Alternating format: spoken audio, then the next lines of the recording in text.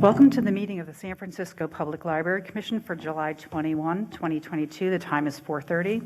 I'm Margot Schaub, and I serve as the Library Commission Affairs Analyst. This meeting is being held in hybrid format with the meeting occurring in person in the main Currett auditorium and available to view or listen to on WebEx. Public comment will be taken both in person and remotely by video or call-in for each item on the agenda.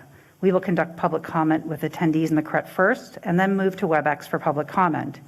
Each comment is limited to 3 minutes unless otherwise noted. Members of the public can observe the meeting using the WebEx system by following the link in the library's event calendar or by calling local 1-415-655-0001 and entering the access code. Today's access code is 2487-930-2897. Attendees wishing to offer public comment virtually should raise their hand when public comment for that item is called. To make public comment when connected by phone, please raise your hand by dialing *3 to be added to the remote queue for the agenda item you intend to comment on. Individuals joining by WebEx should click the raise hand button in the lower right-hand portion of the participant panel to be added to the queue. Library Media Services will facilitate this meeting and assist in moderating WebEx virtual public comment. Media Services will call upon WebEx attendees by name or by caller number to prompt each attendee who wishes to provide public comment.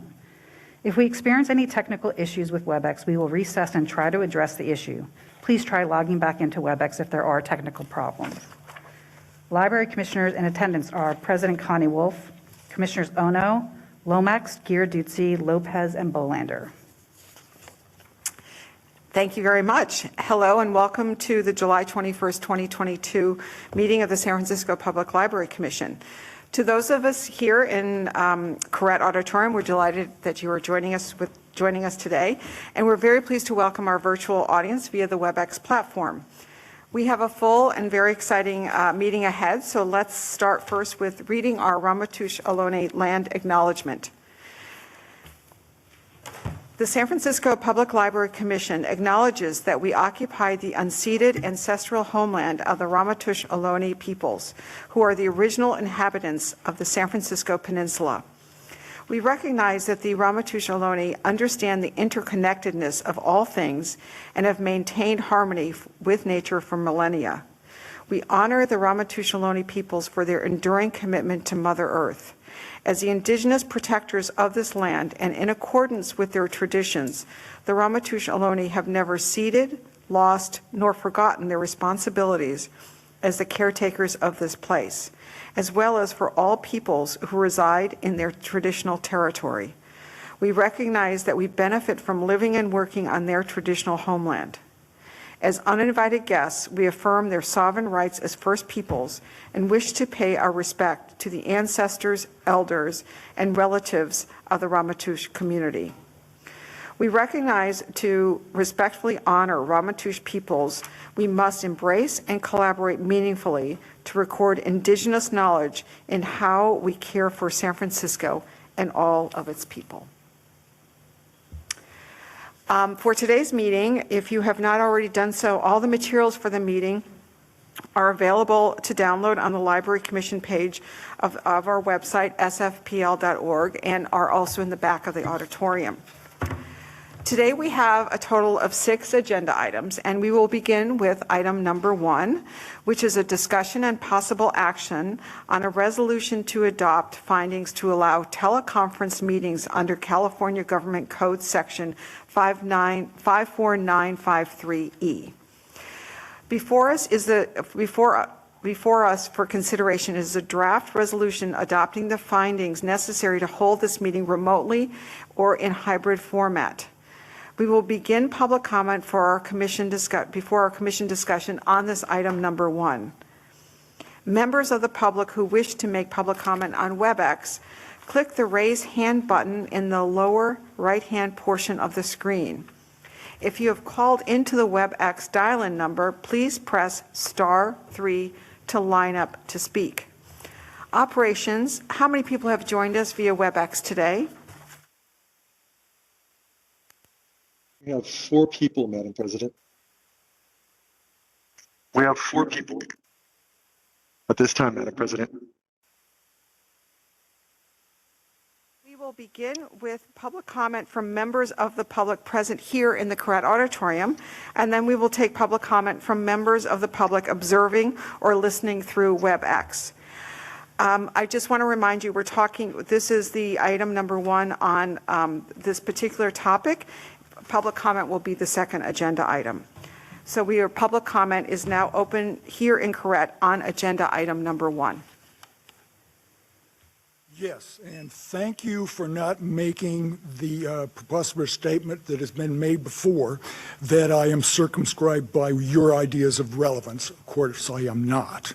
My comment today is that this is a completely inappropriate and abusive resolution. You are subject to the mayor's resolution. You are not subject to the Brown Act. If you were, you'd recognize that there are a number of inconsistencies here. First of all, and most importantly, you can't decide and making findings that a remote meeting is necessary when in fact the mayor has told you a remote meeting is not necessary. Now, if you went through the requirements of the Brown Act requires teleconferencing satellite locations. It requires that anybody appearing remotely that doesn't count towards the quorum if they're not within the jurisdiction. Also that they have to appear on camera. None of that's in your resolution, but more importantly, the term findings is defined in the law. The findings is a determination based on investigation, inquiry, or trial. You can't turn around and say, you've decided to make hypothetical findings in a real situation, and then you're ignoring your own findings and meeting in person anyway. So, in essence, this is irrelevant with respect to city law, and it's contradictory or in bad faith with respect to state law. Now, what's the difference between hypothetical findings and actual findings? In fact, they're mutually exclusive. You can't get away with both. You're either subject to city law or you're under state law, and this determination that you're subject to a state law that has no relevance to what you're actually doing is preposterous. Now, I make this point to illustrate or lay a foundation for my comment on the next item, which is that you will offer me no explanation in any way, because you don't want to establish the precedent that the public is right to an explanation or reason at all. Thank you. Thank you. Any further public comment here in Koret?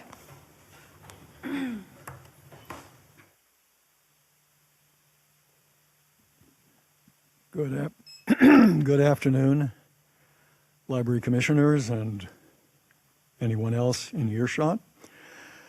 This is Peter Warfield, Executive Director of Library Users Association, Library Users 2004 at yahoo.com, and P.O. Box 170544, San Francisco, California 94117-0544.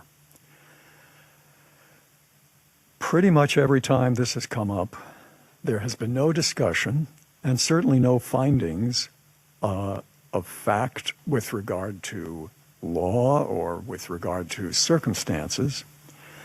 And the item says you're going to have a discussion and possible action, but you're not having discussions. You're not having any kind of discussion about what the previous speaker said, in particular what the law requires or allows, and what the circumstances are with respect to your immediate action. But also, I think you should be looking into what the criteria are that you will use to determine whether to make a change.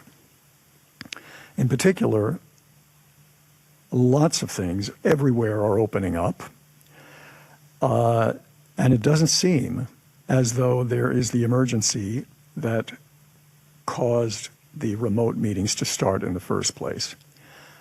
whatever your opinion on that, there has been no discussion previously about what the facts on the ground are, what the criteria are for making a change, what the law allows or requires, and that's needed in this matter. I noticed that there's a kind of hybrid masking today where 2 of the commissioners out of 5 present do not have a mask. If this were such a serious emergency, where are the masks? Again, this needs to be openly and clearly discussed and defined. Thank you. Thank you. Any further public comment here in Corrette? Seeing there's no additional public comment in the Corrette Auditorium, we will now turn to public comment through WebEx. The San Francisco Public Library Operations team will moderate the virtual public comment. Members of the public who wish to make public comment on WebEx, click the raise hand button. If you have called into the WebEx dial-in number, please press *3 to line up to speak. Operations, if there are any commenters in the remote queue, please begin to put them through. Madam President, there are no commenters in the queue at this time. I will pause briefly to allow additional commenters to join the queue.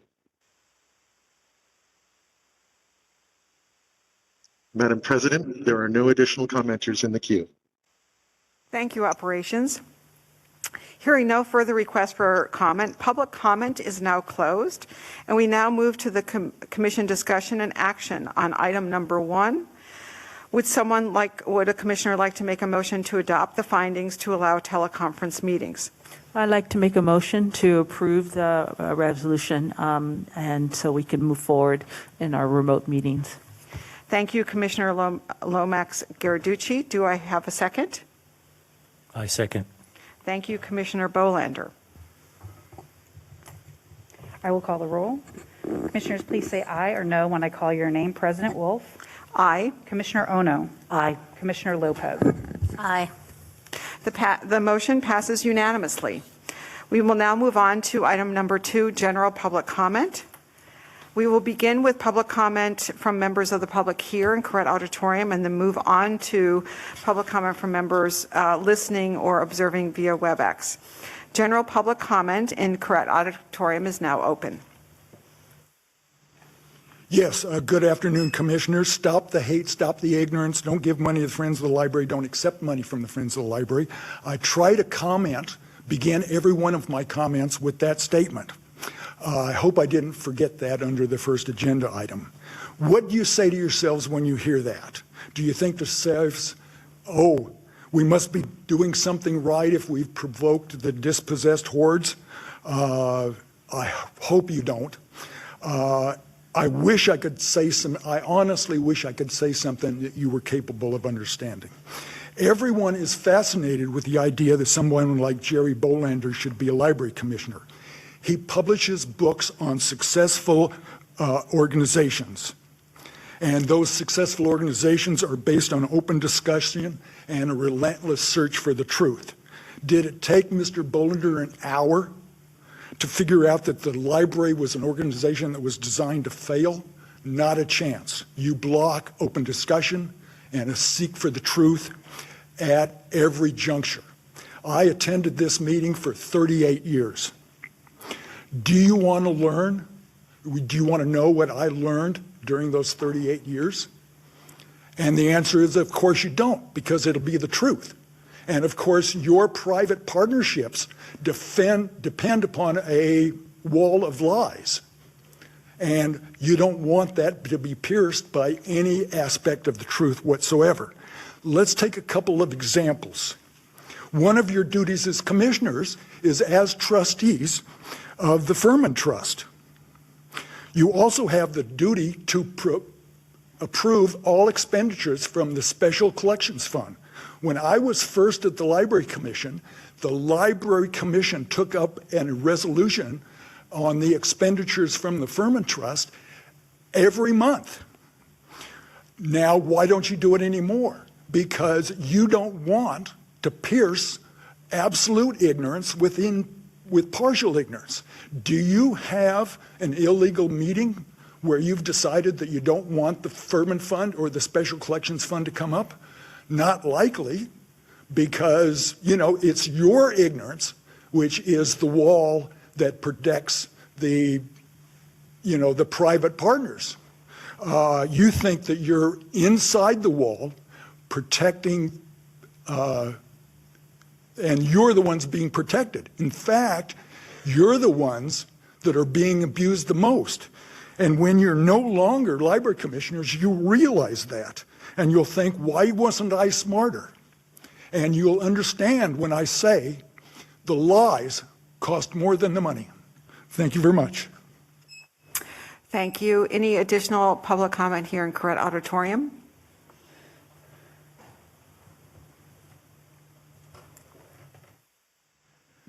Peter Warfield, Executive Director of Library Users Association, Library Users 2004 at yahoo.com, and P.O. Box 170544, San Francisco, California, 94117-0544. Recent events have made privacy much more of an important and, in some cases, deadly, potentially deadly issue for everyone. In Roe versus Wade, we have all of a sudden talk about states who are banning abortions, coming after people in other states or wanting to, based on information they have that those people might have helped people in their state, as an example, to get an abortion, to get a ticket to ride, to get information. And the library has consistently ignored its tremendous punching of holes in the privacy of library users. It has repeatedly changed and made alterations to the rules on privacy, the policy on privacy, weakened it repeatedly. And it routinely now, instead of protecting the privacy of people using the library and its various offerings, instead has somewhere as a footnote, if we're lucky, that there might be issues with protecting of privacy for the user, and it's up to the user to go and read 20 pages of privacy and terms of use at the provider's website, which in fact isn't even enforceable or viewable as to whether they're following it. You continue to tout, without any particular reason, in your publications, with symbols and with text, Get Social multiple times in a square at the library publication touts Facebook, Instagram, Twitter, and others. Just in today's New York Times is a story about somebody being indicted in Twitter for releasing information to Saudi Arabia about Twitter users. Very interesting, and they've had a lot of problems with things getting out and being used about the private information of people, contrary to their supposed policies. Facebook, likewise. There has been no privacy audit, which needs to be done. You need to stop touting social media and other internet things that are problematic with respect to users' privacy, which, if things don't work the way you'd like them or people would like them or expect them to, could cause very, very much more serious and obviously serious problems than before. Thank you. Any further public comment here in Correct Auditorium? Seeing that there's no additional public comment in Correct, we turn to the general public comment through WebEx. Members of the public who wish to make general public comment on WebEx, please click the raise hand button in the lower right-hand portion of your screen. If you have called into the WebEx dial-in number, please press *3 to line up to speak. Operations, if there are any commenters in the remote queue, please begin to put the commenters through. Madam President, there are no commenters in the queue at this time. I will pause briefly to allow additional commenters to join the queue. Madam President, there are no additional commenters in the queue. Thank you, Operations. Hearing no further requests for comment, agenda item number 2, general public comment, is now closed. We now move on to item number 3, discussion on digital strategies, which we're all very much looking forward to. And I turn it over to our city librarian, Michael Lambert. Thank you, President Wolf. Good evening, commissioners. Library staff appreciates this opportunity to make a presentation about one of our key strategic priorities and focal areas for meeting the needs of our residents for access to library programs, collections, connectivity, technology, and services. The past couple of years in particular have really demonstrated the importance of having a strong IT department and the capacity to deliver and handle all the pivots. We've seen our move to virtual meetings, hybrid programming, virtual programming.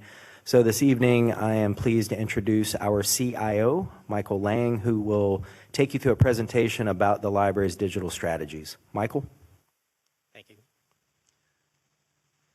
Thank you, commissioners, for having me here this afternoon. I'm here to present the library's digital strategy.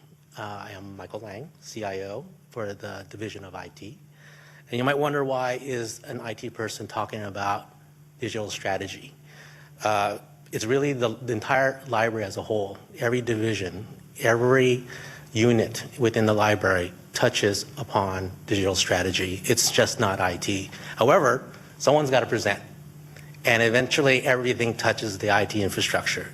And that's why I'm presenting it to you. So I have a lot of slides. I will go very quickly. Some might go a little bit more in depth. But first I want to let you know, the digital strategy. We have our mission statement, free and equal access. And that's where the tie-in comes from of creating digital strategy. We have 3 points here: access, bridging, and efficiency. And I'll get into that in a little bit. But the first two is important because it was part of our strategic plan that we have. Access is providing access to innovative information and services. Bridging is supporting and celebrating reading and learning. So the first one of access. I want to touch upon public computing. Public computing, we provide 2 hours to the public. We have a system to make sure that it's equitable and fair for everyone to use. They can't just hop from branch to branch. That's not allowed. We have over 1,000 computers. I mean, we have many types of computers. So I don't want to say a computer or a laptop or what, because we even have mobile devices. So I usually call them assets, but we have over 1,000 of them. The computing power that we have is Windows. It's mostly because the public wants Office Suite, Word, and Excel. We try to advocate for Chromebooks. It's less expensive, it's more secure, and that is growing, especially with the youth coming through. And we've been seeing in the past couple of years a transition of requests from the librarians that, hey, Chromebooks might be the way to go since we're using browsers only. And so as we go through in the near future, because we repurposed the training laptops because of the pandemic, that when we were post-pandemic, where we're refreshing those devices, we're actually looking at what the public really wants in a post-pandemic world. Something else about public computing, I want to make sure that you're aware that these, besides being on a timer, they do get wiped from one patron to another. The wiping with solid state goes really quickly. So it used to be 2 minutes, but now it's in seconds. So the turnaround time is really quick, and it's also assured that no one can stop that process. So we're pretty confident that privacy is sound for each patron. Let's see, and I'll get to a little bit more of kind of the kiosk and laptop lending. We do have constraints, mostly with the branches of space. So we have all these workstations, and eventually there's more of a demand of computers. And the library a few years ago we decided to actually use laptops and a laptop vending kiosk.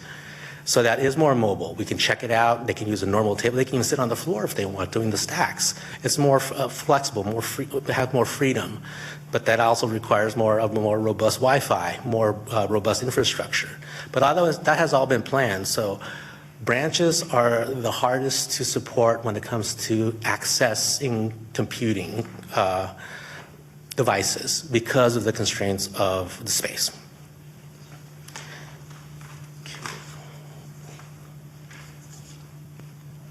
The next is the laptop lending kiosk, and here's a picture. You'll see it. We have, a dozen now, and you can have expansion. So these are all scalable. We're actually looking into actually making two types, lending Windows and as well as Android devices, or even iPads. But that's kind of a supply and demand and support issue, and really finding out what that right balance is to making sure that we don't want to confuse everyone in regarding supporting on the public side, because eventually they're going to ask questions to the librarians, and we want to make sure the librarians are fully aware and be able to support and educate the public. Most branches have the kiosk. We have a handful that you might say the low-hanging fruit has been taken care of. Now we have some branches that are smaller, and if anything, we're actually trying to find out and decide, is it worth spending the kiosk money for a small branch like that? So we're kind of in that mode right now regarding, okay, we have a few more left. What is the most strategic method of increasing utilization or access to computers? Let's see. Next one is print, scanning, and faxing. This is the TBS system that we have. It's fairly new. We deployed it during the pandemic, so it was kind of a crazy thing.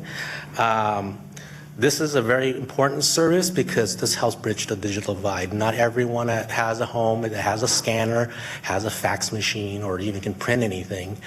Even during the pandemic, we adapted to the public regarding almost free printing, 10 pages, 20 pages.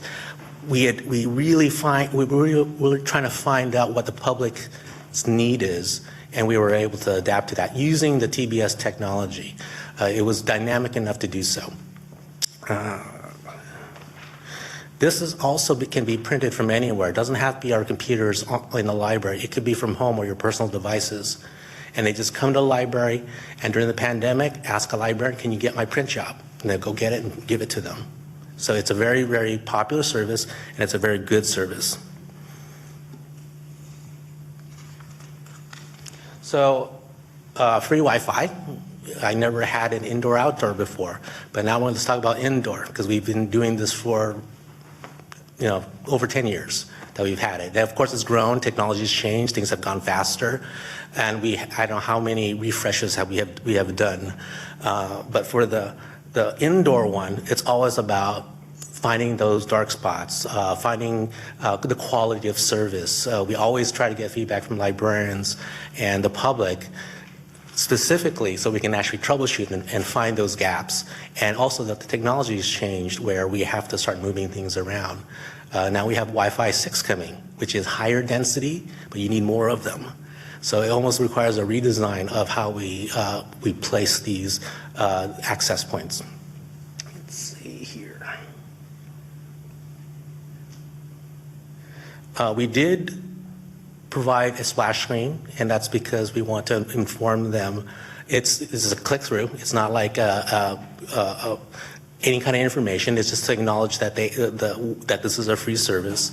We used to not have that because of ubiquity, but the city policy has changed back and forth to have it or not. I personally tend to wish we don't have it because I believe that internet access should be just free for everyone. There should be no constraints to that.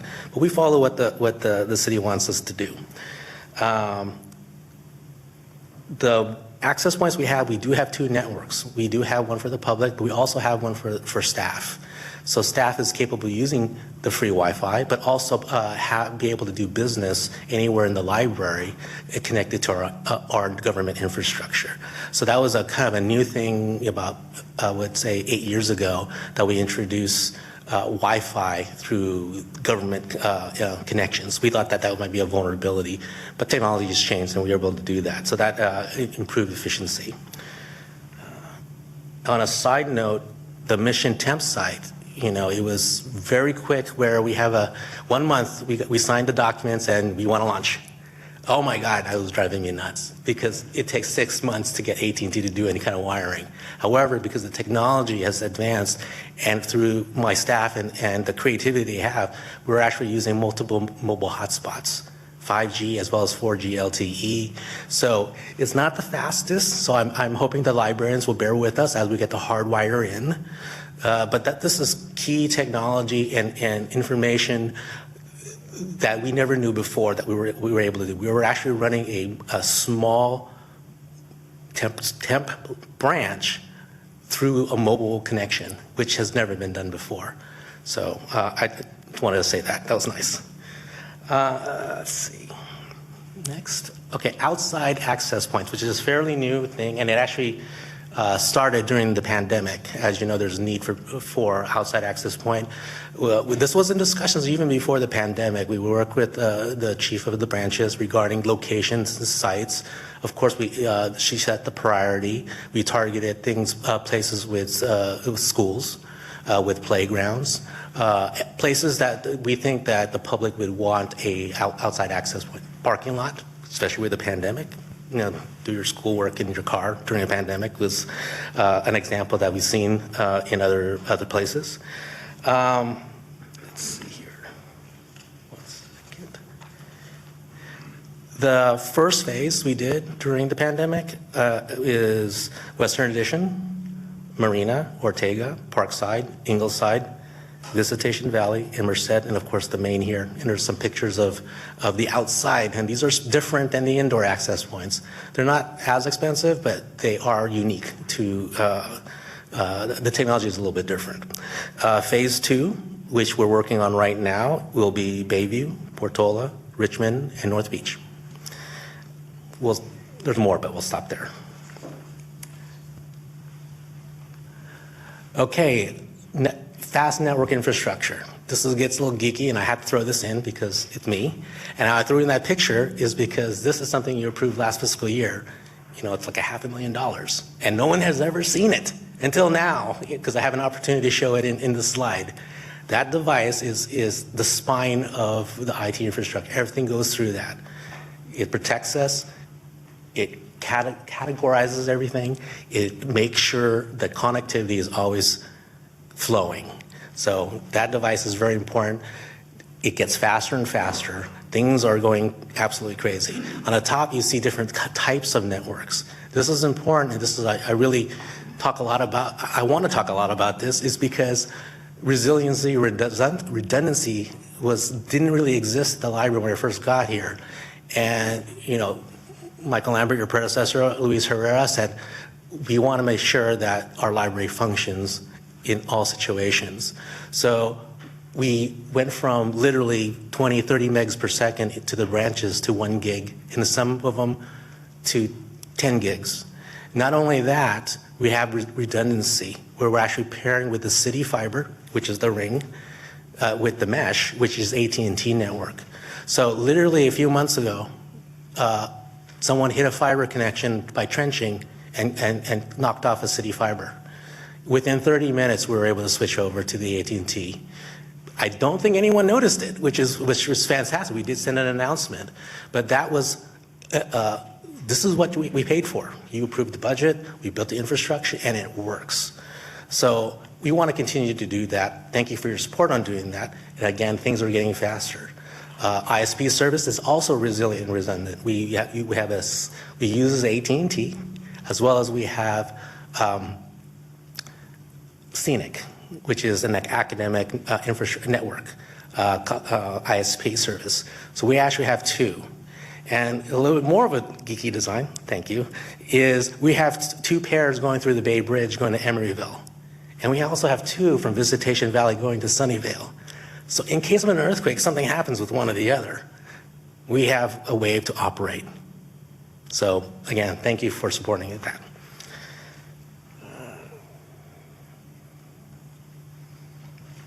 Next one, enabling technology. This is very important. You know, we want to make sure that we are ADA compliant. We have all the necessary technology. We have special mice, bigger keyboards, embossers, This technology is very challenging, very difficult, very hard for IT because it's very specialized. In a way, we're working with TBBC and the Maine regarding actually getting specialized contractors that are specialized in this kind of technology that we could leverage just to make sure that we're getting the right service for the public. So hopefully that's coming in the near future, but we're trying to support them the best we can for the branches. Each branch has a laptop that is designed with bigger monitors, special keyboards. The public can call and say, I want to reserve one, and it's available for them. We try to do above and beyond for enabling technology.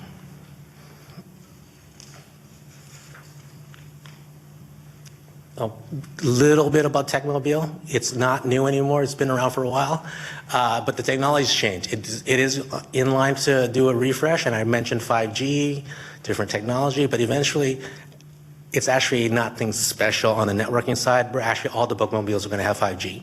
It's going to have that 5.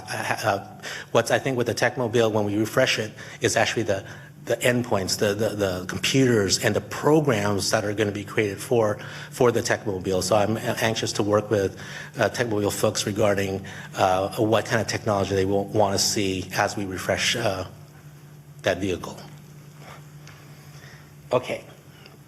Next, bridging. It's a strange word. I asked Bill Kolb to find the right word.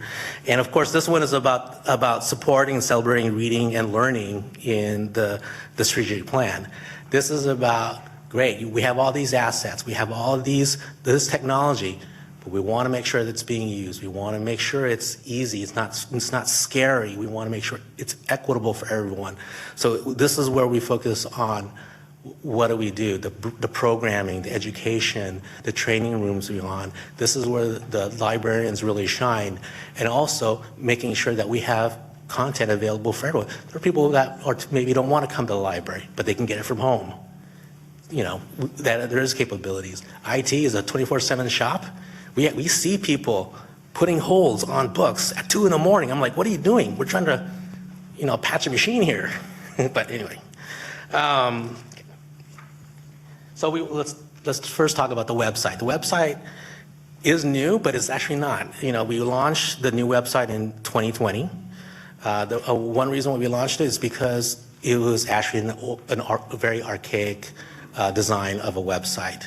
It wasn't meeting current needs. It wasn't, cybersecurity-wise, it wasn't really protective, and we couldn't keep it up the way we wanted to. So we were really pushed to be on the edge of web design, not just to make it more relevant at the time, but for the future. I mean, I believe we already went from 2 Drupal versions now, and we were able to do so very smoothly without any interruptions, without any disruptions.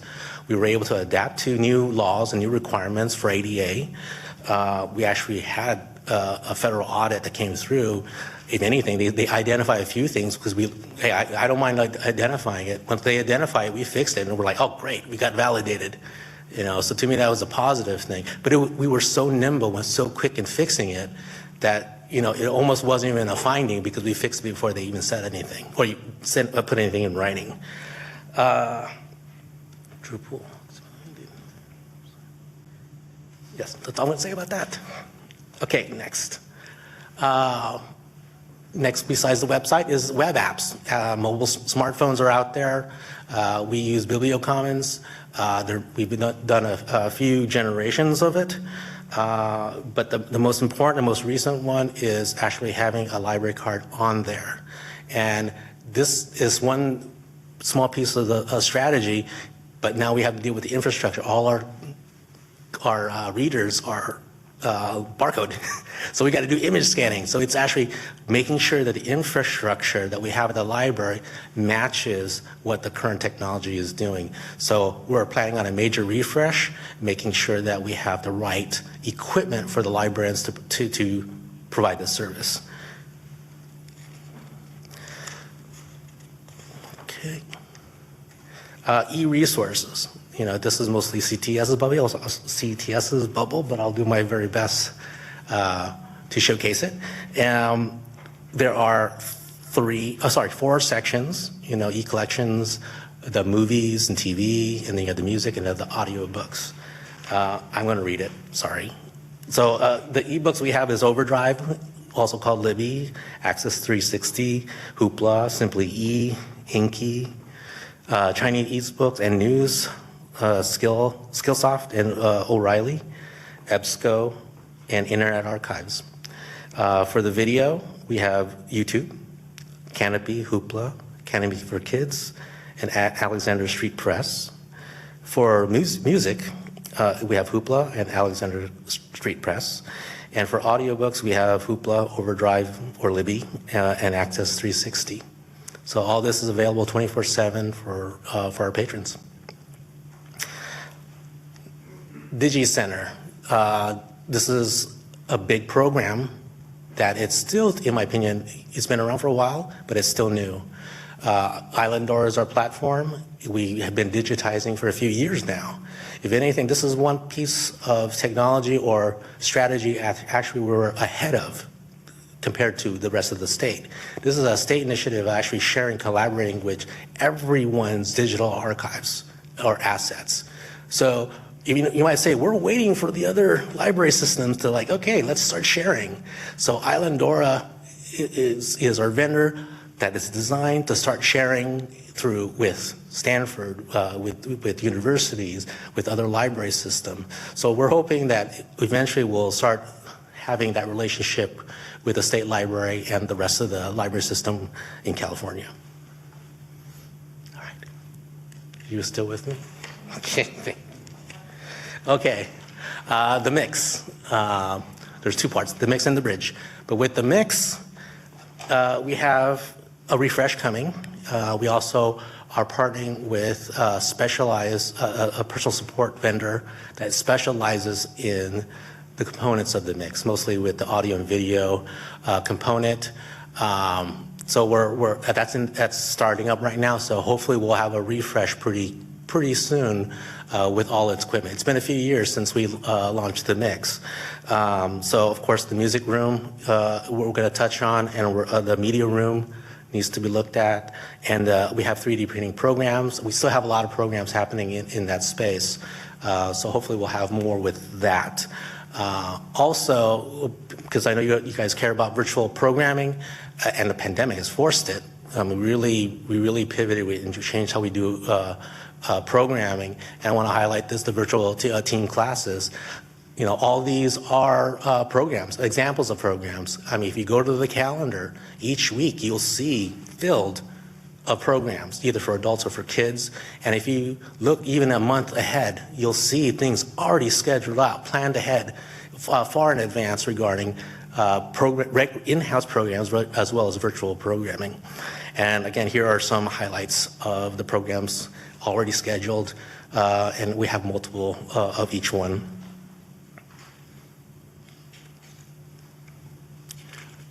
Okay, with the bridge, I want to highlight a few things. The Tech Week, it's always a big program, and it's always been fascinating to see. It makes me very happy to acknowledge that of all the geeks out there that come to the library.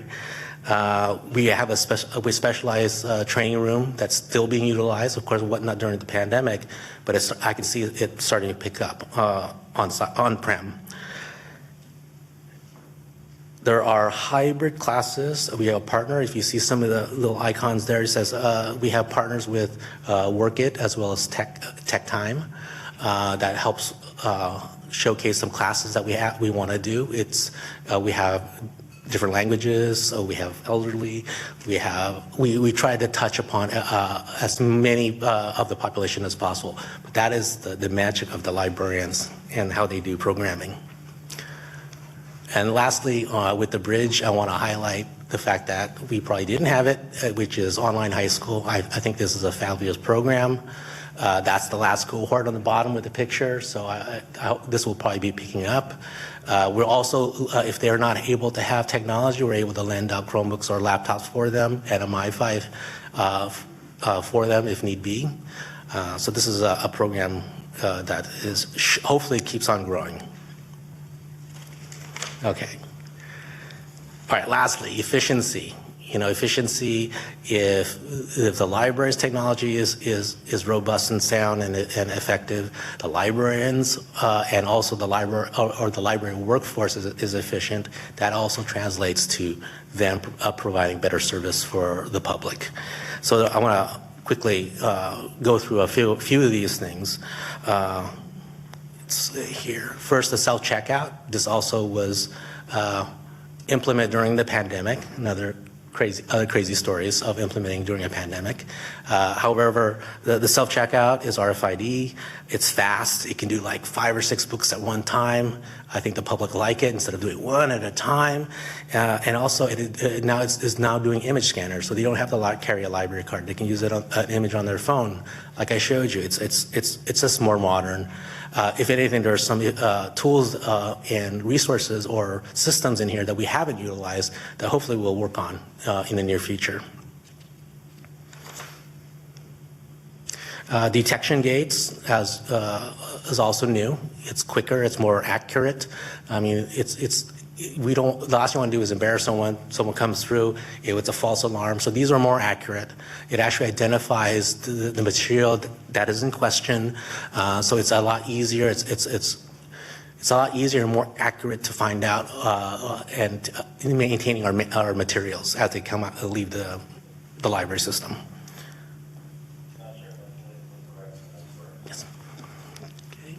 Next one, smart conference room. I thought this I might put this the last slide in the future. However, we do deploy 2 of them. Some of our conference room, we're actually using smart screens with Dell. Basically, it's a computer built into the big screen TV. And this actually is turning out to be something we want to do more of. It is conference room style, has a camera.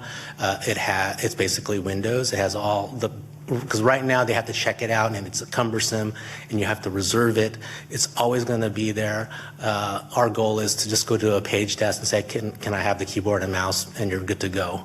Again, this also has the technology to wipe from user to user, so it's protected.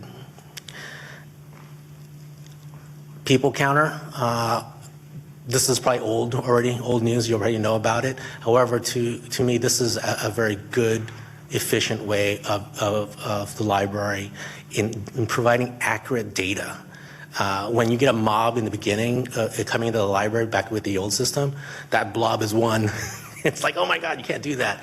So with the camera system, with the technology, you can actually identify that exactly how many people are coming through, and that makes better quality service and decisions on behalf of what the library wants to do. Let's see.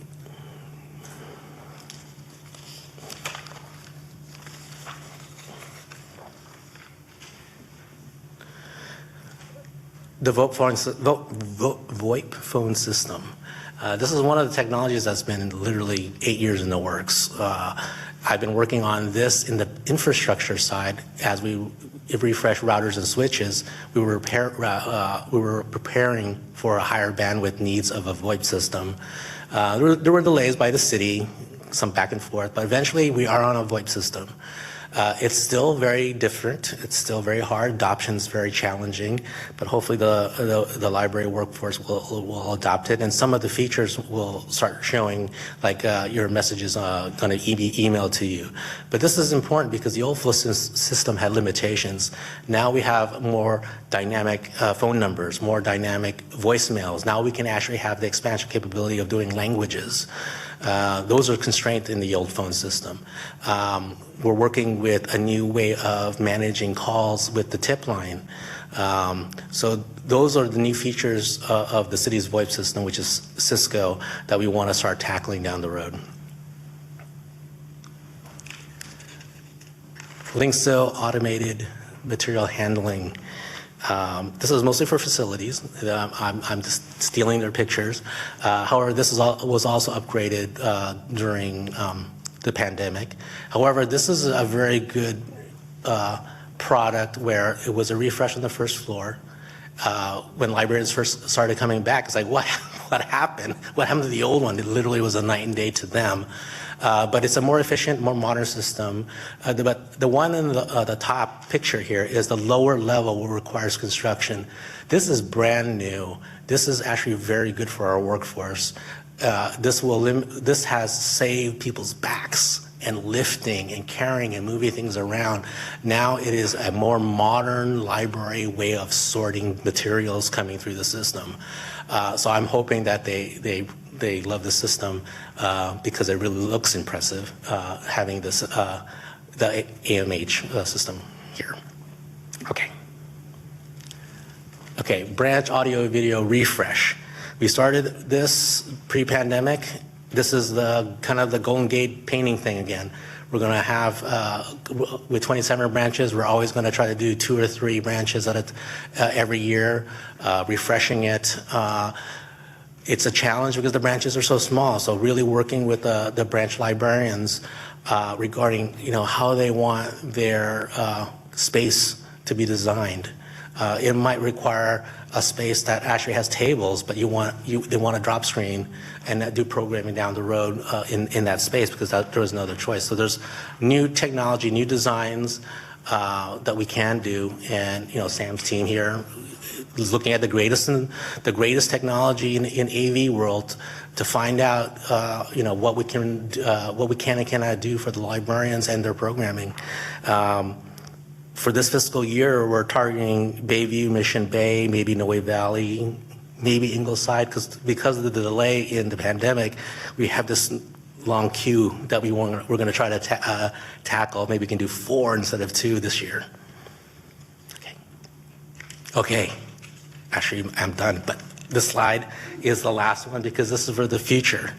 This is what we don't have and what we're gonna have in the near future. So points of sale is happening right now. We're testing it. I think the first launch would be Main and Park, or at least testing phase in July 26th. Full completion is being targeted, and hopefully it didn't slip from this slide, August 18th. So it might slip, so maybe end of August. So the new points of sale system-wide branches as well as the main will have a way of paying and handling cash as well. Smart conference room, I mentioned that before. We're going to do a few of them. The Holds Locker kiosk. This is something very new. It's very fluid. However, this is a good public service because we're targeting locations that are underserved or that need to be served. Treasure Island, Hunter's View, Dog Patch, one of those, sorry. Wherever they want to do it, IT is going to make sure it works. And lastly, SFPL app, mobile checkout. This is literally a beta prototype, but I want to let you know that in the future, you don't need a self-checkout. You don't need to do anything but get the book, punch some things on your phone, and you walk out. So that's kind of coming down maybe in the next 2 or 3 years from now. Questions? Thank you, Michael. And before I yield back to the commissioners, I just got to say, this is my 30th year in libraries, and I remember we had an automation department back in the day, and when I started, there was no online catalog. It was still the card catalog. People were using microfiche and microfilm to do their research. So Michael's done a superb job giving you the full depth and breadth of everything involved in having a robust digital strategy. Thank you. Thank you very much, and that was fantastic, and love your enthusiasm, especially there were certain moments where you really got animated talking about infrastructure, and that was fun to notice. We will have time for questions and comments from the commission, but we're going to first open it up for public comment. It will begin with public comment here in Koret Auditorium, and then we will move on to public comment via WebEx. So public comment is now open here in Koret.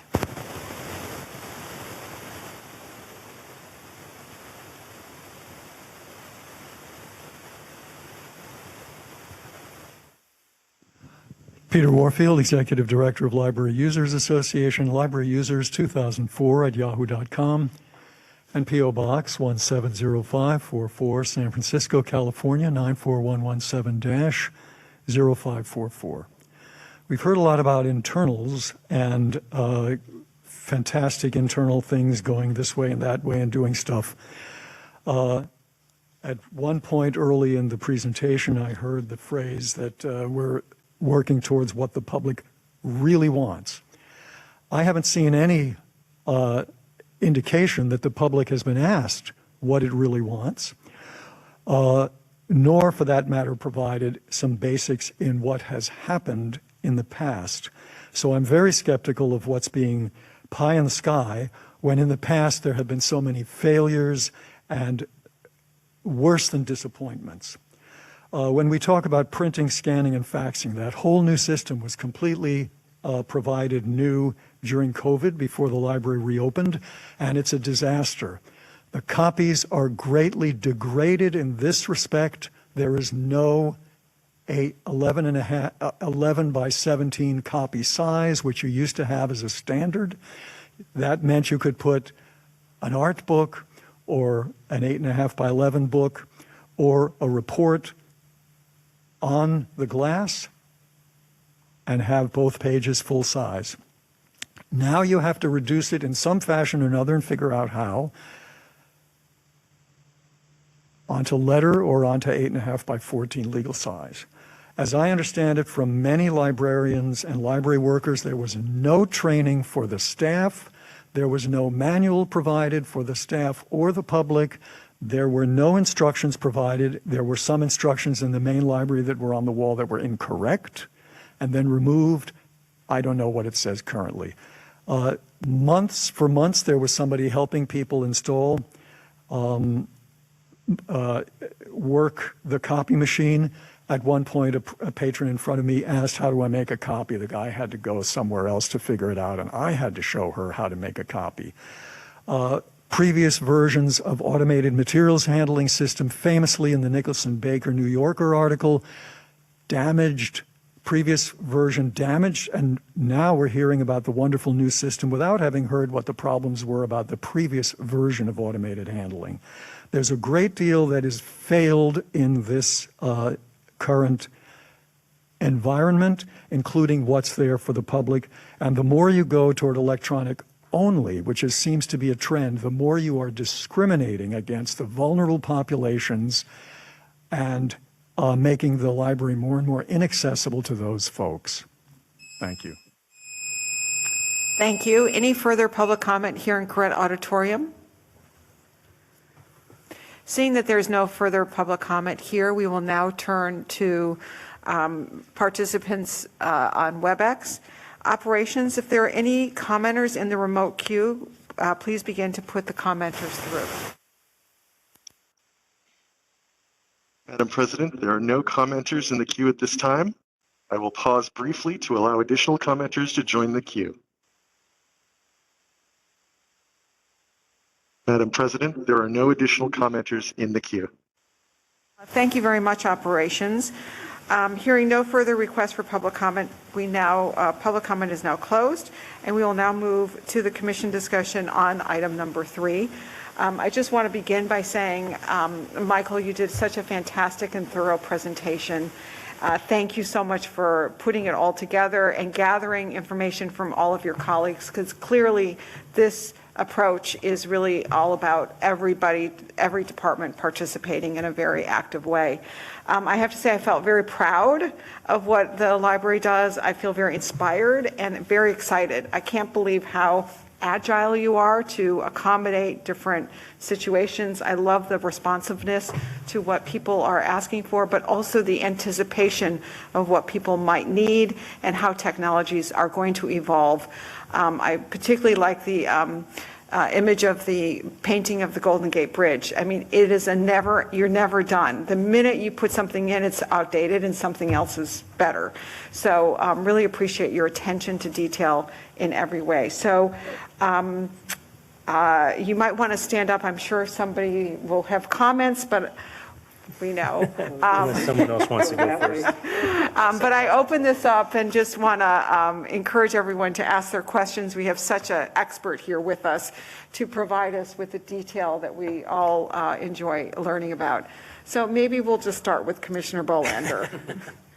Thank you. Thank you so much for the presentation and the detail. We've also talked before on some briefings about just general infrastructure and just the robustness of what has to happen now in the 21st century, especially with all the threats out there. And that's what I wanted to talk about in terms of privacy, GDPR, and cybersecurity.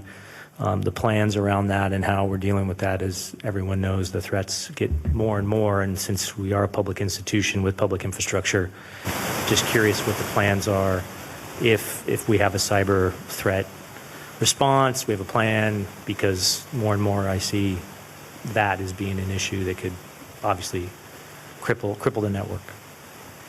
Thank you for the question, and yes, I can address that, but not in too detail because you don't want to disclose too much information. However, we understand and we know about ransomware, cybersecurity. The library has a COOP, continuity of operations. We also have embedded within there is an IT COOP. It's basically designed where, if I suddenly disappear or if something happens in the main library, so another IT professional could grab that document and actually rebuild the IT infrastructure using those documents. So that is where the continuity comes from. Cybersecurity, we have resiliency, redundancy, also backups. We have backups at 190, but also at SFO, but also at Rancho Cordova and Sacramento. That is fairly new because the connectivity is pretty far away, and I think we're piggybacking off Caltrans's network. DT is, so it's all one big happy family. But the key there is to making sure that we have our database. However, we have invested in mostly a flash system. Backups, recovery could have taken 5 to 10 days for ILS to be recovered. But now, Noel, who's our ILS administrator, can say, just give me 72 hours and we'll get it up and running. The challenge on cybersecurity, and I've read even with other library system, is the fact that you got hacked, and the investigation is actually what disrupts the service. So what we designed is we use our repurpose or older equipment that instead of just throwing it out during a refresh, we actually keep it. The ones we have right now, the most recent refresh are at SFO. So that equipment is being held because, as say FBI comes and say we want to investigate the cyber attack, which means we can't rebuild anything. We're going to rebuild it somewhere else. So fine, take it. You can do whatever you want with it. We're going to build a small ILS. Rebuild all the infrastructure we need. I mentioned Visitation Valley as our dual connection too. We actually might post it there because then we'll have a faster pipe than 190. So we have these thoughts in mind. ILS, 72 hours, I think that's pretty good. If I can do any faster, it might be with the recent budget request regarding the innovative cloud. That might go actually faster. I mean, I would love a failover. But right now, it does require some recovery. And what about privacy, GDPR, personal information? Yeah, our database is encrypted. Okay. Access to that is always the challenge because you have the right credentials. How can you protect that? So a lot of training, understanding. During the pandemic, it's very difficult because the VPN just blew up, and we didn't want a lot of VPN connections. So hopefully, post-pandemic, we can start reducing that risk and putting back these security best practices, even changing passwords. All that stuff has kind of been skewed by the pandemic.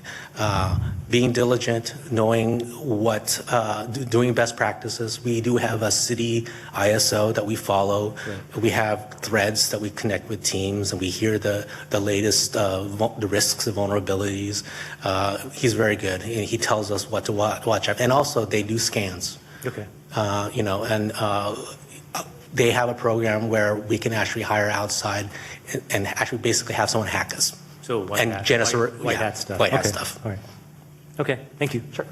Thank you, Commissioner Bolander. Those were great questions, and thank you for your thorough answers. Other commissioners with comments or questions? Commissioner Ono?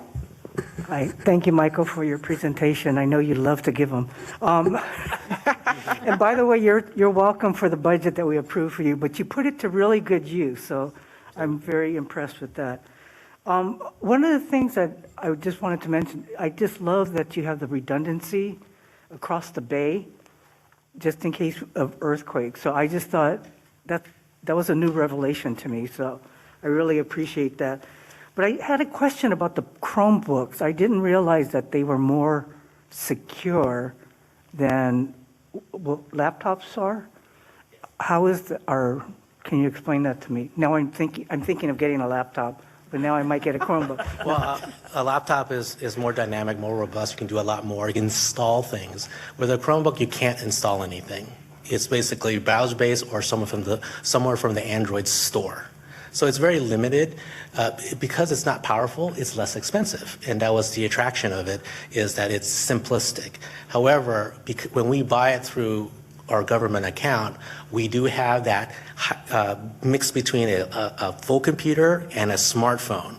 So we can actually brick it, because in a way, a Chromebook is just an Android phone.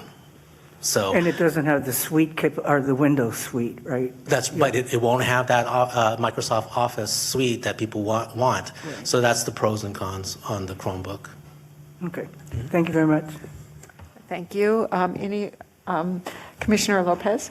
Thank you, Michael. That was a really thorough strategic planning presentation. I have questions specifically to the laptop lending, and I don't know if I can catch that, but we have those kiosks at every branch or certain branches, and that's part of my question, just how many of those kiosks do we have? And then also the maintenance, if you can talk about not just the digital maintenance, but the physical maintenance of the kiosks and those laptops.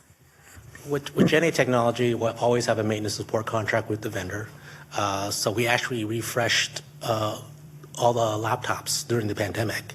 So when librarians come in, they're going to see that the laptops are different in the kiosks, and that's fine because there's a life cycle. It's usually 4 to 5 years. We try to push it because we do buy quality machines because I believe that quality means it lasts longer, and then that saves resources. Personnel resources. So I do try to invest in quality, knowing that the reward is to have the longevity.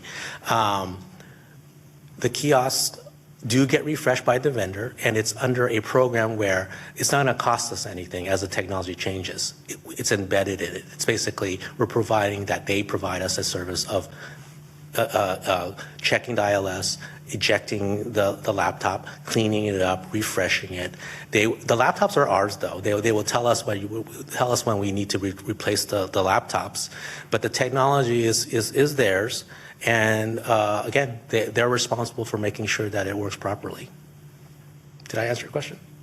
Yeah, part of it. So the kiosks are at every branch? Not all of them. Actually, I found out Golden Gate Valley didn't have one. Those are the branches that still need to be done. I think we paused a little because of the pandemic in the budget cycle, but that's going to be evaluated. We have now Rebecca, who's the new chief. I want to talk to her regarding, okay, let's take a look at it.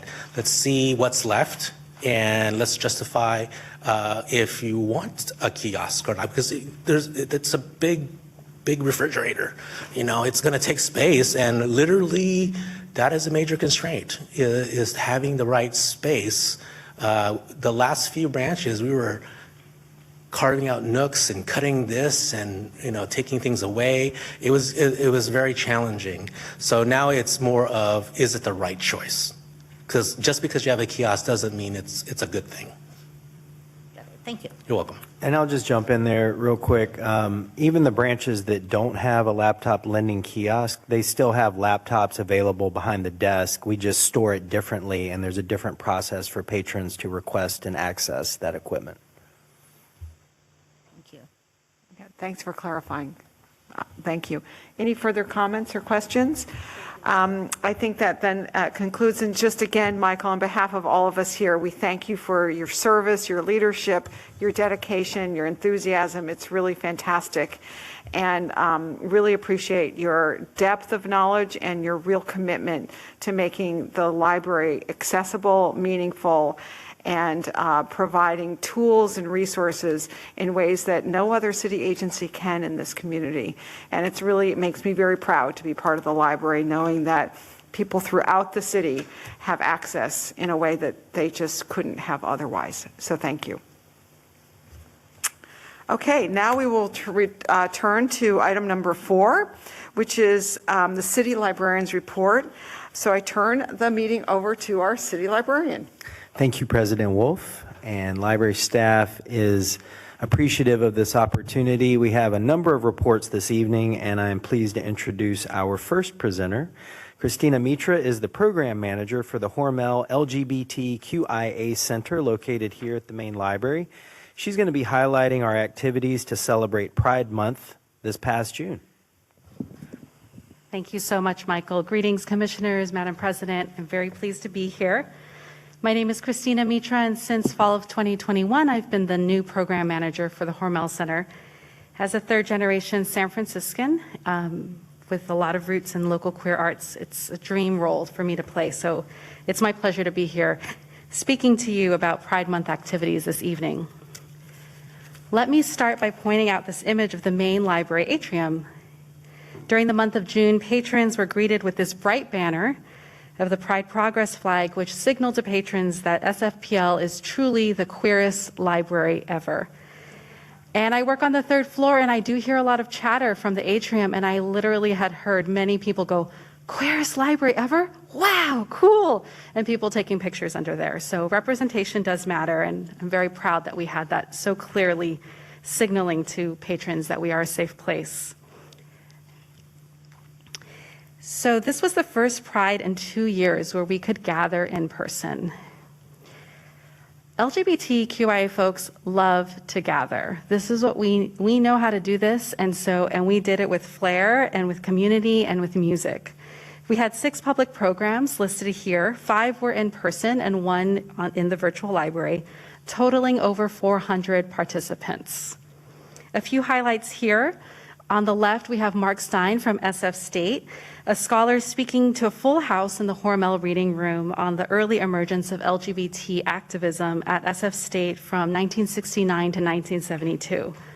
This was in partnership with SF State's Queer History Conference, which gathered hundreds of queer historians from all over the country and Canada. We hosted their closing plenary with Susan Stryker here in the Corrette and the reception on the 6th floor.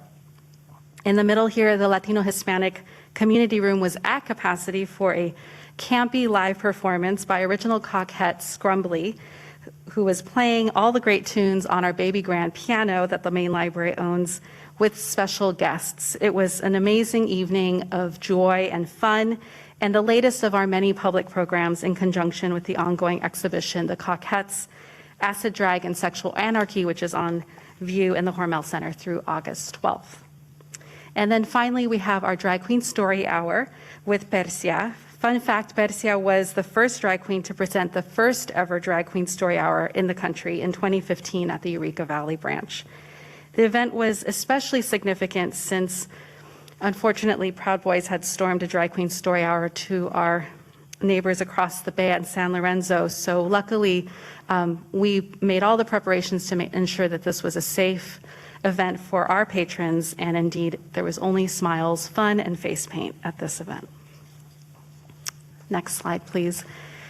One of our goals this year has been to reconnect with our beloved community outside of library walls, and so we did that by joining 2 of our community partners in film, Quack Map, which is the Queer Women of Color Media Arts Project, and Frameline.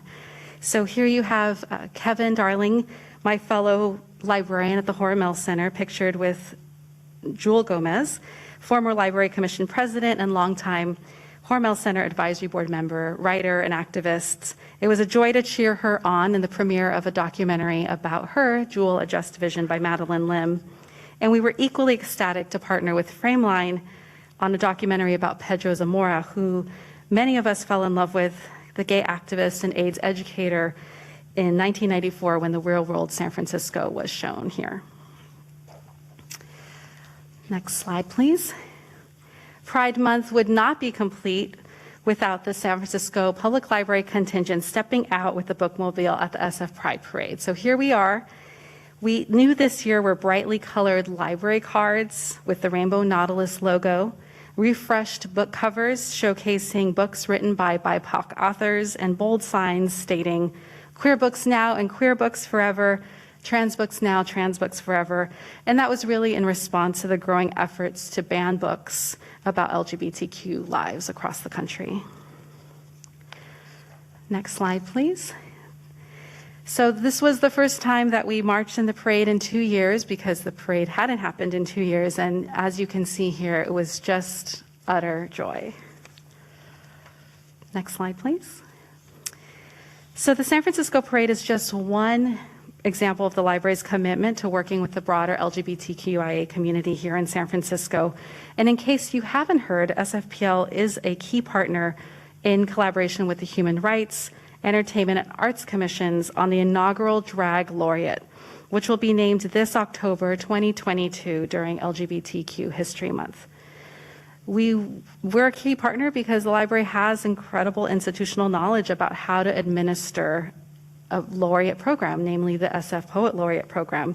So we're thrilled to support this program, which will provide a citywide platform for both nightlife and family programming for a community ambassador that the Drag Laureate will be. Next slide.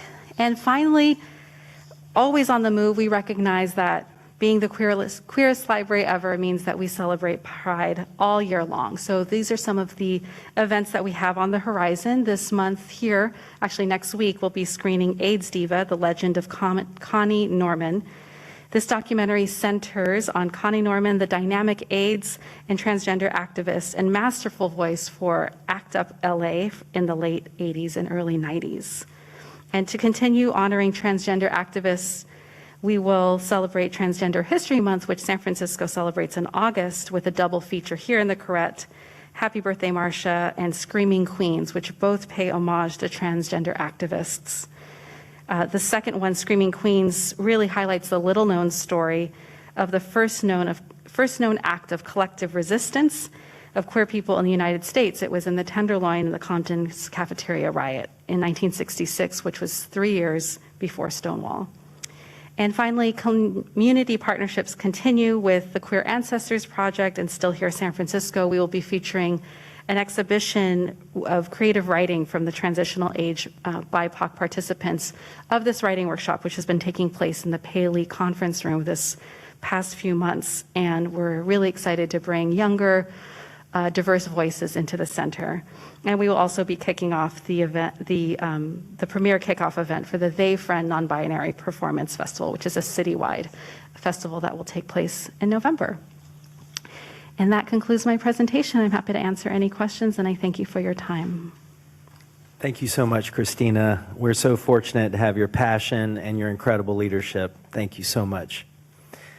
All right, next up, we have Jamie Wong, our Public Relations Officer, with a presentation about the library's recent recognition from the California Library Association, their PR Excellence Award.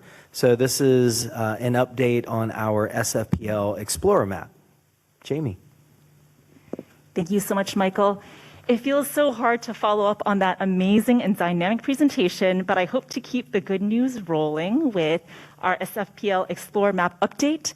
I had the pleasure of sharing this with you last fall, and even though we were still meeting virtually back then, I felt your enthusiasm and your excitement for this project really flow through the screen. So I just want to say, so happy to see you all in person and to be able to meet again like this. My name is Jamie Wong, Public Relations Officer. Here I am. Treasures abound for readers around town. Get to know San Francisco with SFPL's Explorer map. I want to let you know that since we first launched this in the fall of 2021, thousands of San Franciscans have become SFPL Explorers. So this has been a really successful campaign. Next slide, please. This past June, our team received the California Library Association PR Excellence Award in the $10 million library budget for print for the SFPL Explorer map. And furthermore, I want to let you know that we were recognized as Best in Show amongst all of the incredible projects that were submitted. And I'm going to tell you that when we saw the projects that were being presented, there's a lot of tough competition out there. Our libraries across California are doing outstanding work. And it felt even more wonderful that the committee saw us as doing some really just exemplary marketing across the board. I want to just say that the PR Excellence Award does honor the highest quality efforts of California libraries in promoting and communicating their message to their customers. The committee actually really called out our bonus content in particular. They said that they had seen many maps and passport projects cross their desks over the years, but what they really appreciated about the SFPL Explorer map was that it spoke to our particular time and place. We built in that bonus content, that landing page of staff recommendations, more than 225 local businesses, sightseeing spots, parks, green vistas, as well as some book lists of titles that were related to each of the individual neighborhoods. So they really loved how, in this spirit of economic recovery and supporting local neighborhoods at a time that was really needed, we were helping. The library was assisting with that effort. And in addition, we were recognizing sort of the efforts of San Franciscans to get back on board with wellness and sort of just getting to discover their city during the pandemic. And so they said, you really put an extra effort here. Kudos to you for being able to capture this. And I want to just shout out our staff who really put together this fantastic list, 225 spots. That's pretty exciting. After the presentation, several CLA audience members mentioned that they couldn't wait to come to San Francisco and collect a few stickers themselves. And I just want to recognize in that photo up there, the team that worked on this particular project, Lisa Weddle, library assistant who conceptualized the project, and Michelle McNeil, who created the really adorable graphics that are sort of seek and finds. They show a lot of secrets of San Francisco if you look at them carefully. Why is there a crane there and why is there a tower there? Really just talking points for our staff and our communities to get engaged in. Additionally, last week, I had the opportunity to present on the Explore Map project at a virtual mini conference on urban librarianship, embracing challenges and opportunities through innovation, leadership, and best practices. And we received really great feedback for the project, including from Renee from the University of North Texas, who said, "Thank you, this sounds so fun. I want to visit San Francisco from Texas just to do this challenge." And a funny comment from another attendee who chatted in, quote, "A child reportedly asked their parent recently, 'You used to use paper maps? Do you mean like a pirate map?'"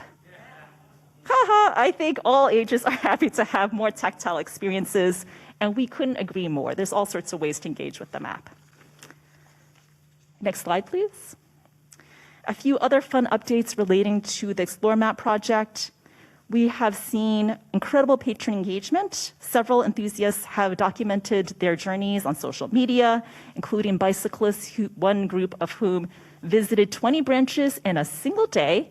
They were powered by Halloween candy. So hot tip, everyone, if you want to visit 20 branches in a day, that's how you do it. There was also a mother who biked with her children to 4 branches, a 9-year-old, a 6-year-old, and a 3-year-old. I said hats off to her. And we've also received photos of elementary school students who have been completing the map together. This has also been really fun for staff engagement. We organized 2 staff walks that powered through 2 different quadrants of the city. And I want to thank especially Commissioner Lopez and Commissioner Ono, who joined us on the first walk, which chalked up 8 whole miles up and down hills. The second walk, which took place earlier this year, was suggested by staff, and we had a really wonderful time. And lastly, in April, we had our first documented finisher, Jennifer Morris, and I just want to give a special shout out to her. You can see this photo that the SF Standard took of her and sort of shouted out, meet the bibliophile who's visited all 29 SF Public Library branches, 29 meaning the bookmobile. And she basically really captured the spirit of the SFPL Explorer map because she only got to the branches by public transport or foot, all slow streets kind of, travel through the city. So really, really embrace the spirit of this challenge. Part of our mission is to increase community awareness and usage of San Francisco Public Library through targeted outreach and marketing efforts to reach new users and underserved neighborhoods. And we really hope that the Explorer map is helping to achieve this goal. Thank you. That's the conclusion of my presentation. Thank you so much, Jamie. Tonight is just a showcase of all the dynamic talent we have in our organization. And next up, we have Kate Patterson, our communications director. Kate is going to be presenting about our Artist in Residence program. Commissioners, good to see you all. Yes, I'm thrilled to, do you have the clicker, Michael? Yeah, thanks. So I'm thrilled to share, in case you hadn't heard, that we are partnering with the San Francisco Arts Commission to host 4 artists in residence here at the at the library this summer. And if you're not familiar, since 2015, the SFAC Galleries has an artist in residency program that has provided unique opportunities for artists to step into city departments with unprecedented access to participate in and respond to city processes. City employees also benefit from close contact with visionary artists, offering diverse perspectives on important issues facing our city today. Our residents include, I'll go back to that in a second. Our residents include James Q. Chan, who's a filmmaker, Sandra Ibarra, who's a visual and performing artist, Tania Lunsford-Links, she's a writer, and Gazelle Semaze, who is a visual artist. The artists were selected through a competitive process administered by the Arts Commission, and we could not be more thrilled with this wonderful group. The artists are also getting paid for their residency. They're getting paid $21,000, and that's split between the time that they spend here and also the time that they spend working on their project after the residency concludes, after the 10-week period that they're here. And this is an initiative that's actually funded with support from the library. We had some work order funds that were not spent during the COVID pandemic, which were then reallocated to help support the city's efforts to help the economic recovery of artists who were hard hit during the pandemic. So this is an example of one of those projects. I don't think I mentioned this, but they're going to spend 10 weeks here and just going around the library, meeting people, sort of following wherever their curiosity takes them. And they get to have a place to put their backpacks in the CPP office, and they can put their lunch in the break room, and they get to use the staff bathroom and the staff elevator. So it's really the VIP treatment. Our job is to really just facilitate their access to the library and all its different operations and services. And okay, so I'm just going to introduce you to them because they're so remarkable and this is so exciting. So the first one is Gazelle Semaze. She was born in Kabul, Afghanistan, and raised in rural Washington and currently lives in San Francisco. Her work reflects the complexities and contradictions of culture, nationality, and gender through the lens of her bicultural identity. Her aim is to connect people through intimate visual stories through photography, video, and mixed media. Semaze has exhibited her work across the U.S. and internationally and received her MFA in photography at the University of Arizona. James Q. Chan is a San Francisco-based filmmaker who has collaborated on Emmy and Grammy-winning projects. His sensibilities throughout his projects are shaped by his refugee and working-class background, love for nature, shows, and memories of his mother's cooking. Chan received a certificate of honor from the SF Board of Supervisors for his work highlighting stories from the API community. He's currently adapting Lawrence Yep's acclaimed book, Child of the Owl, into a narrative series set in San Francisco's Chinatown. And you may have seen his recent documentary, Chinatown Rising, which premiered on KQED. And if you didn't, you can see it on Canopy with your library card for free. Oh, I just want to say I met with James recently, and he told me a very touching story. He grew up within 6 blocks of the old main library and went every weekend, every single weekend of his childhood, where he spent hours in the Children's Center and checked out a whole pile of books, which then he'd have to lug home. And today the library plays a role in his creative practice. He told me that he's visited every single one of our locations, and when he feels stuck, he said specifically when he's trying to come up with a title for his documentaries, he just picks a branch library and he just wanders the stacks looking at the titles of the books until something is sparked. So I just thought that was a beautiful story and connection that he has with us. So makes him a great fit for this program. Tania Lunsford-Link, she's actually also, in addition to this residency, she's also a Brown Handler resident with the Friends of the Library. So that's she's engaging with us in 2 different veins, so that's very exciting. She's a writer, educator, abolitionist, and 4th-generation Black San Franciscan on both sides. She leads the spoken arts department at Ruth Asawa School of the Arts and teaches social justice and ethnic studies classes at City College of San Francisco. Tania earned a BA from Columbia University in New York and an MA from the California Institute of Integral Studies. She is at work on her 2nd book, a work of creative nonfiction. And this is Sandra Ibarra. Sandra is an Oakland-based interdisciplinary artist from the U.S./Mexico border from El Paso, Ciudad Juarez.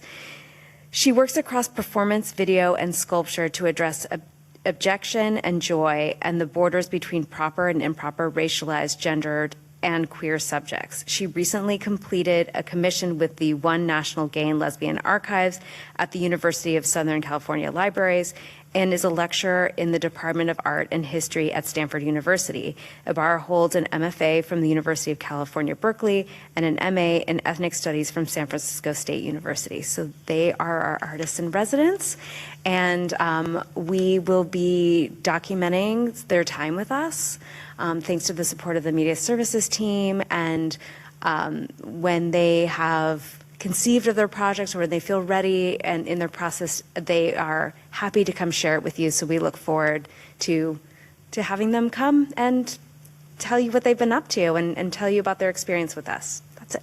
Thank you. Thank you, Kate. That made me recall we hosted a virtual screening of that Chinatown Rising documentary. That was amazing. So if you haven't seen it, you should check it out. So finally, I have a brief report on staff attendance at the recent American Library Association conference that was held in Washington, D.C.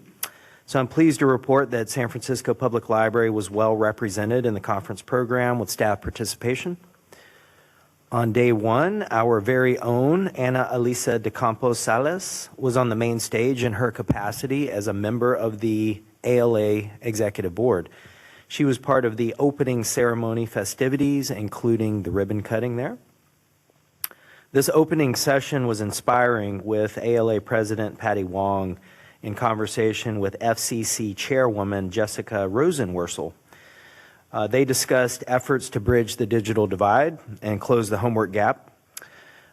Jessica highlighted efforts to strengthen and streamline the federal E-rate program, which makes internet service affordable for thousands of libraries and schools across the nation. Also on day 1, our very own Brian Duran, Materials Management Supervisor for the 4th floor, here at the main library, he participated in the ALA Emerging Leaders poster session. So this was in tandem with United for Libraries, the national umbrella division for ALA, for trustees, board members, and friends and foundations. So Brian's poster session examined building and sustaining diverse boards for library trustees, friends, and foundations. On day 2, San Francisco Public Library's Jail and Reentry Services librarian, Dr. Jeannie Austin, took part in the ALA Leadership Panel. So this is one of the main events at the conference. Their program was Defending the Fifth Freedom, Protecting the Right to Read for Incarcerated Individuals. They were joined by ALA's Executive Director, Tracy Hall, and other panelists, including Randall Horton, the only tenured full professor in the United States to have had 7 felony convictions. Mr. Horton teaches at the University of New Haven. Of course, Dr. Austin did a phenomenal job speaking to the pioneering work we're doing here in San Francisco to improve the lives of our justice-involved population. So one of the personal highlights for me was seeing the newly renovated Dr. Martin Luther King Jr. Central Library in D.C. It is magnificent. Originally completed in 1972, it was designed by one of the great 20th century architects, Mies van der Rohe. This is the only library constructed during his storied career. It's kind of a modernist. It was a big black box, glass, steel, very minimalist, but they have transformed it with $211 million. This is now a destination library commensurate with our world-class capital city of our country. So it's open and airy. There's a really nice connection. I don't have too many photos here, but there is a nice connection of the outdoor space on the first floor with their new book section. It's like a marketplace. They have a cafe, outdoor seating at street level. My favorite feature was a slide from the children's room on the second floor. You can get down to the first floor very quickly. Youth and their parents or caregivers can use this slide.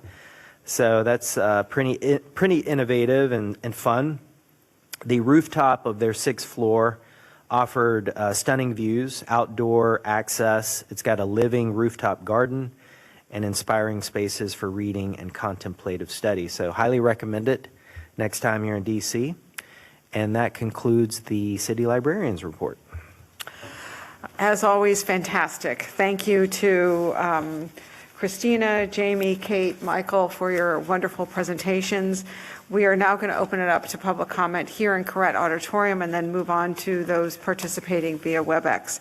So public comment is now open in Corrett Auditorium. Do we have any speakers who want to make public comment?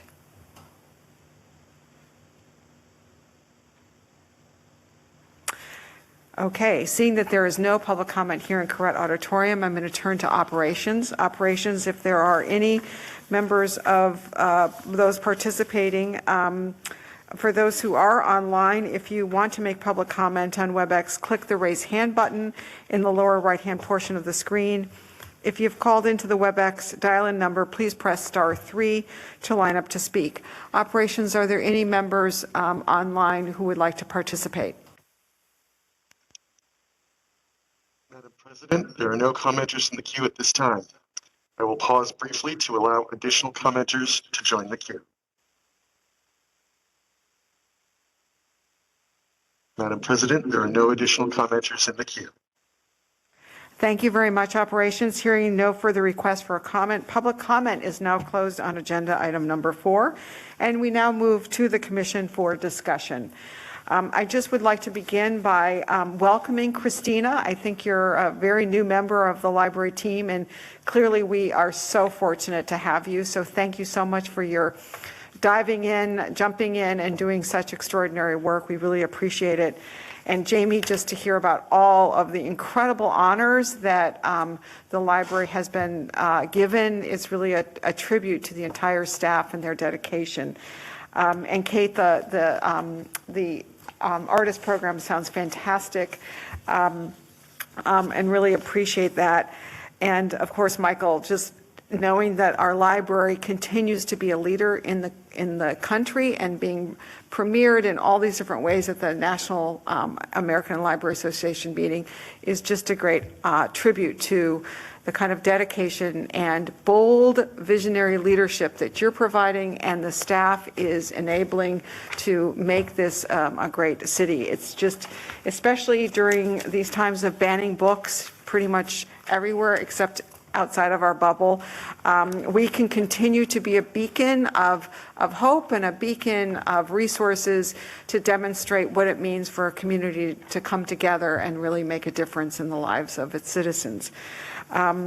I just had one comment for Kate, and then, and that is the artist in residency program sounds fantastic. Seems to be new to what we've done before, and I'm wondering if there's any possibility, you mentioned that there might be a way that the participants come and talk to us, but having a public program that really allows their experiences to be something that is accessible to more. Sorry, absolutely. I believe that we've hosted artists in residence before. I look back. No. Okay, so yes, this is our first. And I was hoping we would beat LA in doing this, but they beat us, but just by a little bit. Yeah, absolutely. So the way that this is structured is that the first 10 weeks are really just they're kind of absorbing, and they weren't really directed to come up with an idea from the outset. They weren't, they did have some sense of what they might be interested in, but they were really discouraged from pursuing that without spending more time with us, just because we have so much to offer that we knew there was just so many layers to this onion. We knew they needed to just really check us out first before they settled on anything. So after this, then they'll go on and work on a project, and that may take several months, maybe even up to a year. There's no deadline associated with that. And the outcome of that project is we don't know what it'll be. The previous artists in residence did things that were really concrete. The first one was Jeremy Fish, who did a residency at City Hall in conjunction with the Centennial, and he did 100 drawings for each year that the City Hall was open, and then there was an exhibit. Jenny Odell, who is a renowned artist who also teaches at Stanford, she was an artist in residence at the planning department, and her project was basically looking at pictures that they had taken over the years of random streetlights and things like that, and sort of recategorizing them. And eventually she kind of wrote a book about it, but there was no public exhibit. And so we don't really know, but absolutely there is an opportunity for them to present their work, however it manifests, to our community. And I do think that one of the unique opportunities that this residency offers is that I think it allows for a different entry point to the library and what we do, because they'll be sharing their unique artistic perspective and practice with the public, and I just feel like it'll illuminate different aspects of what we do. So absolutely, that's something that we, when they're ready, when they feel like they're there in their process, we will definitely invite them back to present. And if it's a series of programs, I don't know. If it's just one, I don't know. But yeah, it's to be determined. Thank you. This is just an agenda item for discussion. So any comments or questions of our wonderful speakers? I will say, I think I've wanted to say something all night, but I think it's the first time you've yielded the bench so that someone else can really say something.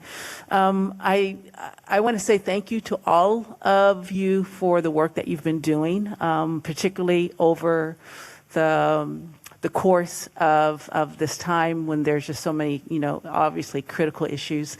Thank you so much for the work that has been happening. And I just want to amplify the work that you're already doing. Thank you so much. Thank you so much.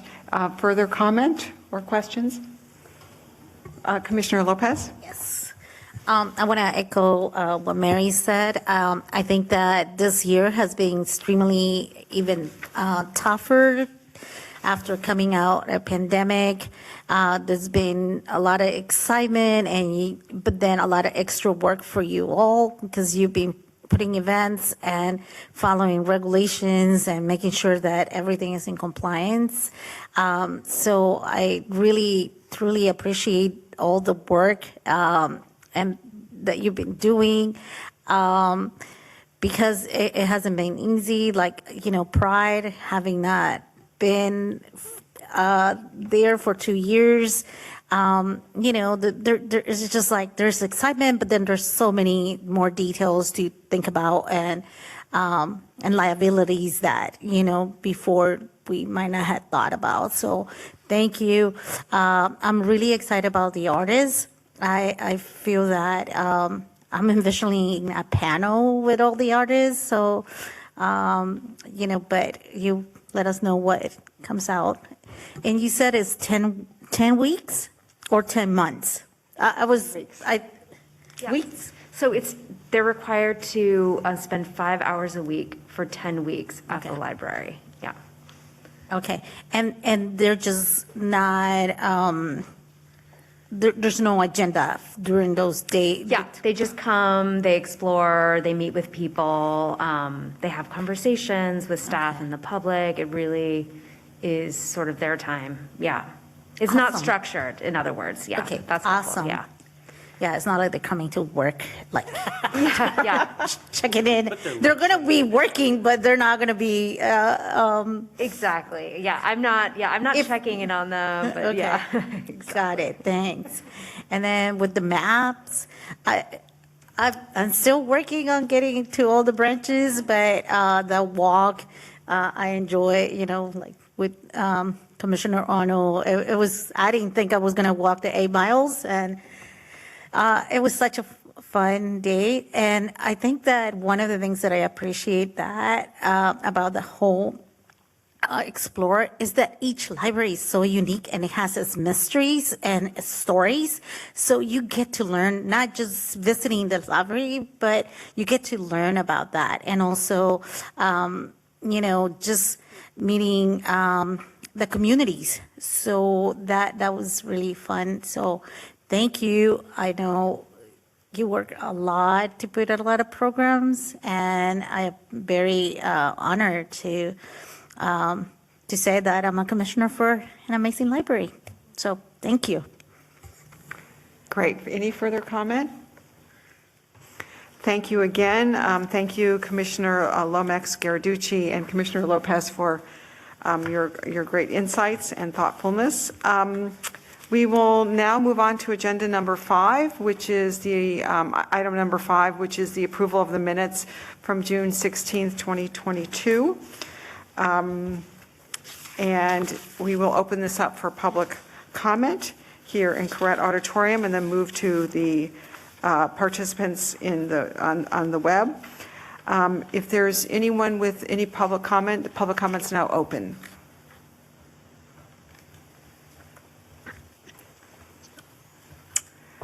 Seeing there's no public comment here in Corrett, I now turn to operations. Members of the public who wish to make public comment on WebEx, click the raise hand button in the lower right-hand portion of the screen.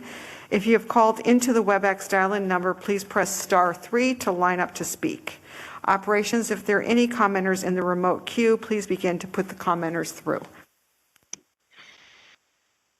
Madam President, there are no commenters in the queue at this time. I will pause briefly to allow additional commenters to join the queue.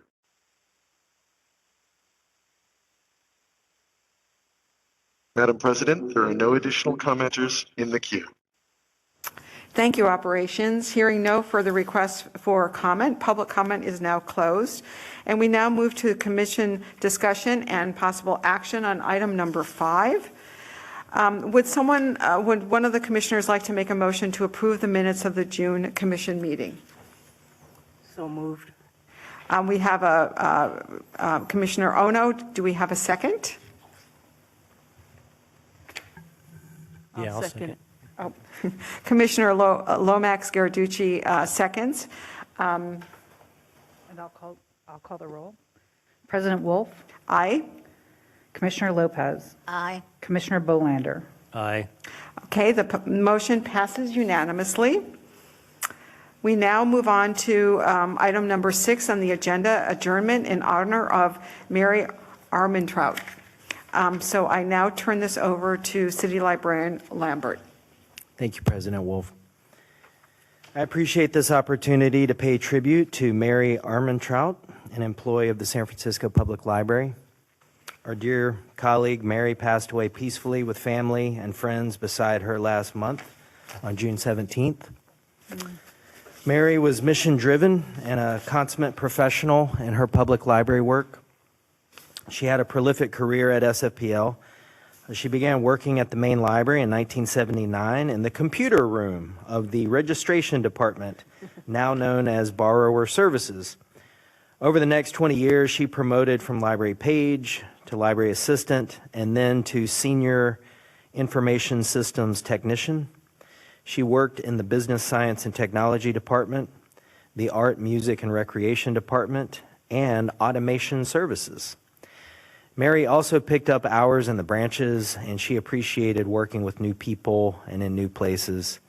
In 1999, Mary accepted a promotion to the SFPUC, but she did find her way back to the library in 2007, back where she began as a page in borrower services. In 2013, Mary promoted to library technical assistant in the interlibrary loan and Link Plus department here at the main library. Throughout her career, Mary demonstrated exceptional competence in performing her job. She was deeply knowledgeable about the many aspects of library work and was driven to be accurate and thorough. She was someone you wanted on your team and by your side on any project. Mary Armentrout always held up her end and more. She exemplified the best of SFPL. She is deeply missed, so I appreciate your consideration of adjourning in her memory. Thank you so much. It was wonderful to hear about such an extraordinary life and the contributions to the library. We will open up for public comment before discussion. Is there anyone here in the Correct Auditorium who would like to make public comment on this agenda item number 6? Seeing that we do not have anyone making comment here, we will now turn to those participating in WebEx. Members of the public who wish to make public comment on WebEx, click the raise hand button in the lower right-hand portion of the screen. If you have called into the WebEx dial-in number, please press *3 to line up to speak. Operations, if there are any commenters in the remote queue, please begin to put them through. Madam President, there are no commenters in the queue at this time. No further requests for comment. Public comment is now closed, and we now move to commission discussion and possible action on item number 6. Would someone like to make a motion to adjourn the meeting? I move to. We have a motion from Commissioner Lopez and a second. Anyone wish to make a second? Second. Second from Commissioner Ono. I'll take the roll.